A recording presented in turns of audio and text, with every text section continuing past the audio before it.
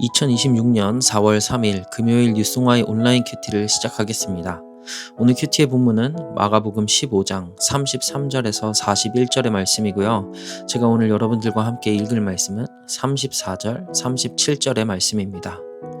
제9시에 예수께서 크게 소리 지르시되 엘리 엘리 라마 사박다니 하시니 이를 번역하면 나의 하나님 어찌하여 나를 버리셨나이까 하는 뜻이라.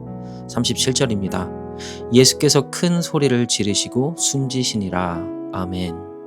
저는 오늘 여러분들과 버림받으심과 죽으심이라는 제목으로 함께 큐티를 나누고 싶습니다. 샬롬, 오늘도 말씀으로 하루를 시작하신 여러분, 이 하루가 예수님의 십자가를 깊이 묵상하는 시간이 되기를 축복합니다. 오늘은 성금요일입니다.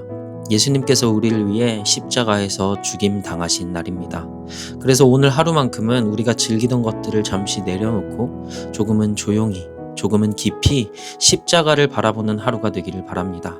또한 오늘 저녁 7시 30분에는 성금요일 예배가 있습니다.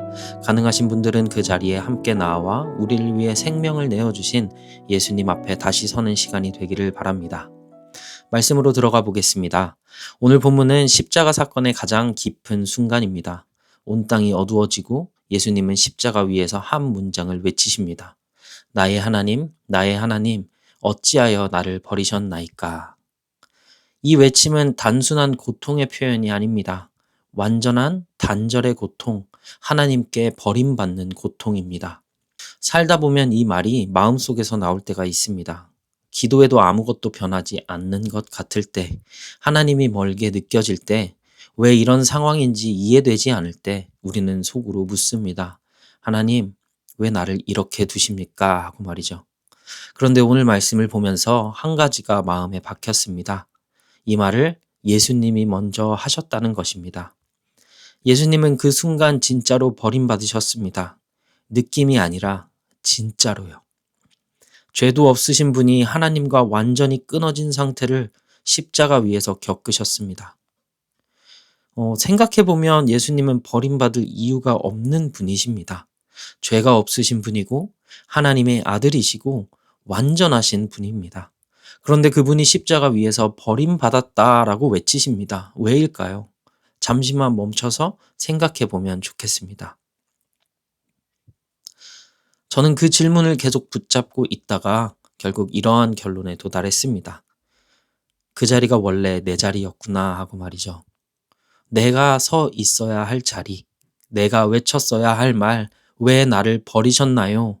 그걸 예수님이 2000년 전 오늘 저 대신 외치고 계셨습니다.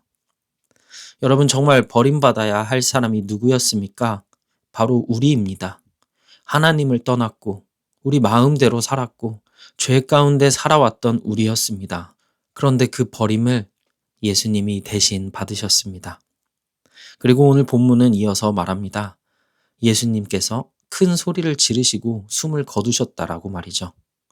성경은 굉장히 짧은 표현으로 예수님의 죽음을 묘사합니다. 숨지시니라. 이 한 문장 안에는 모든 것이 담겨 있는 것 같습니다.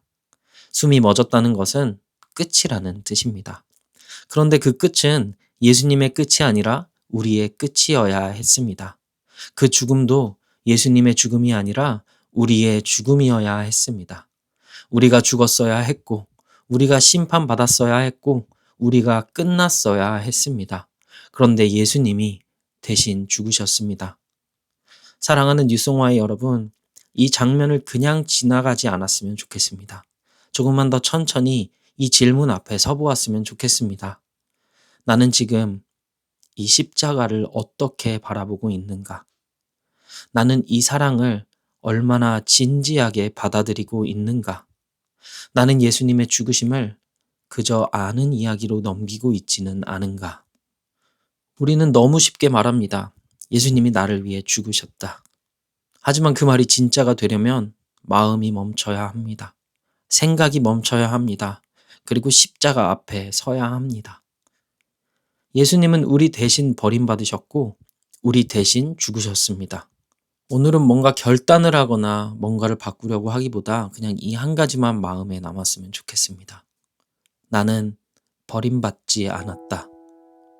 나를 대신해서 버림받으신 예수님은 절대 나를 버리지 않으신다 약속하셨다. 그래서 나는 버림받지 않았다. 혹시 지금 어두운 시간을 지나고 있다면 이 말이 조금은 붙잡을 수 있는 말이 되면 좋겠습니다. 하나님이 멀게 느껴지는 순간에도, 아무 응답이 없는 것 같은 순간에도 사실은 이미 가장 깊은 단절을 예수님이 대신 지나가셨다라는 것을, 우리를 대신해서 지나가셨다라는 것을 함께 기억합시다. 그래서 오늘 하루는 조금 덜 즐기고, 조금 덜 소비하고, 조금 더 묵상하고, 조금 더 십자가를 바라봤으면 좋겠습니다. 그리고 가능하다면 오늘 저녁 예배 자리에서 그 사랑 앞에 다시 한번 서보기를 바랍니다. 함께 기도하겠습니다. 하나님 아버지, 오늘 말씀 앞에서 뭐라고 기도해야 할지 잘 모르겠습니다. 그런데 한 가지는 알 것 같습니다.